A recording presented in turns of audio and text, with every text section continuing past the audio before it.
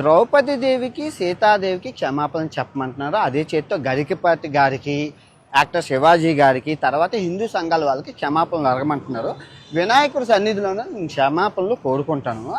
చెప్పే ముందు నేనేమన్నానండి, ద్రౌపది దేవిని సైంధవుడు కీచకుడు బలాత్కారం చేయబోయి చచ్చిపోయారు అన్నాను. బలాత్కారం అంటే ఇంగ్లీష్లో ఏంటి, రేపు. తర్వాత సీతాదేవిని రావణాసుడు ఎత్తుకెళ్ళిపోబోయి చచ్చిపోయారు అన్నాను. అంతే. ఇక్కడ చీరలు కట్టుకున్న వాళ్ళు, ఆ మగవాళ్ళు ఏది చేస్తే వాళ్ళు చచ్చిపోయారు. ఇక్కడ 60,000 రేపులు జరిగాయి. సో వీళ్ళు ఇంకా బతికి ఉండి బిర్యానీ తింటున్నారు, మీరేం చేస్తున్నారు అని అడిగి అక్కడ సందర్భం. కానీ అక్కడ అంత చెప్పే ఛాన్స్ లేదు. తప్పు జొరలేదు కాబట్టి క్షమాపణలు కోరుకుంటాను. అదే తప్పు అని ఒప్పుకుంటున్నాను కదా.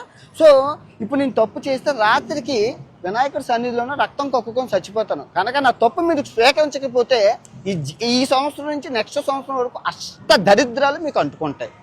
ఛాలెంజా వినాయకుడి మీద ప్రమాణకం చేసి చెప్తున్నాను. నేను తప్పు చేస్తే ఈ రోజు రాత్రికి రక్తం కొక్కుని చచ్చిపోతాను. కానీ మీకు ఈ సంవత్సరం 26 అంతా నాలుగు మీద మచ్చలోనే అష్ట దరిద్రాలు పట్టుకొని సర్వనాశనం అయిపోతారు. నేను చెప్తున్న తప్పుని స్వీకరించకపోతే. 2, గరికపాటి గారికి టీషర్టును జీన్ ప్యాంట్ ఆడవాళ్ళు వేసుకుంటే నచ్చదని అంటున్నారు.